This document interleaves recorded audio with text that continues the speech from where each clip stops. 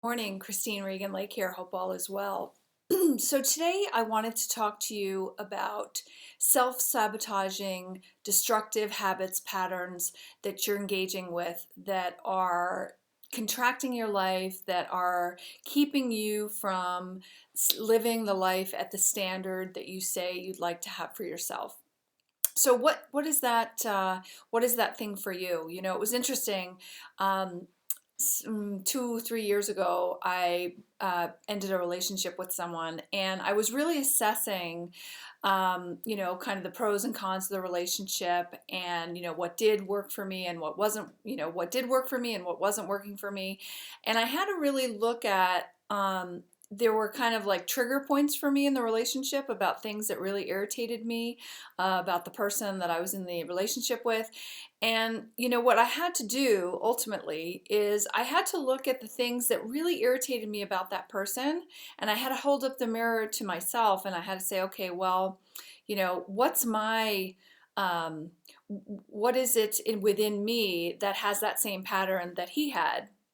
And ultimately, one of the things that I came to discover was that I was addicted to worrying. I was, it was just kind of this perpetual thing, that I was just kind of always out there thinking about all the things that could potentially go wrong, whatever, like what if, what if, what if, what if, what if. And it was really destructive. I didn't even realize that it was kind of this compulsive, um, rhythm of energy that I was in my life, where I was really addicted to worrying, kind of always looking at the news, looking at everything that could potentially go wrong. Where's the downside? Where's the risk management? That kind of thing. Assessing, what could happen in the financial markets? What could happen with the petrodollar? What could happen with the war? What could happen with, like climate issues and, rising tides and whatever. And it was just, it was just a kind of a constant stream of adrenaline. And I had really fallen into the pattern of, it was almost like an addiction to worrying, an addiction to, that adrenaline rush of like, oh my God, like thinking like through all the disaster scenarios that could potentially happen or whatever. And I really had to make a choice. And I really kind of started embracing Stoicism, where the ancient philosophy that's 2,000 years old, where it's really that you kind of disassociate and disconnect from the things that you have no control over, and you really just take command of your little universe, your little world of, what can I directly impact today? What is it that I have the command and the control over in my life to, make happen or not happen, or move the puzzle pieces around the board or whatever. But I really had to release this kind of compulsive, worrying and stressing about everything that was going on in the world. And I felt this compulsive need to like educate myself about it. And I was always reading news stories and different independent media and all of these things. And it did not serve me. I really had to release it and let it go.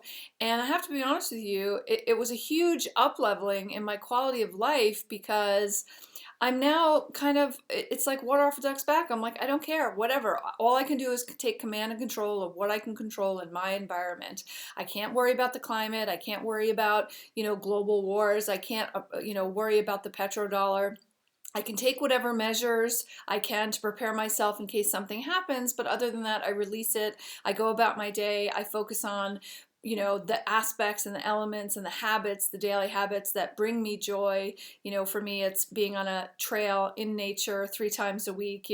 It's about creating a rhythm of life that is deeply fulfilling for me, that's nurturing, it's good for my health, and when I'm always hiking, I'm thinking of things and, learning, processing, coming up with ideas and things like that. So it's really about, what I want to ask you today is, think about one thing in your life. What is one habit, pattern, thought, or thing that you're doing, a repeated pattern that is not a positive habit that you're doing and rhythm to your life, that is bringing you more stress, that is distracting you from the things that really matter to you, and make that shift. So I would encourage you to look in the mirror, and sometimes you may not even be able to see it in yourself. So you got to look at someone else and be like, who are the people that really irritate me the most? And then when you think about, okay, well, what about them irritates me?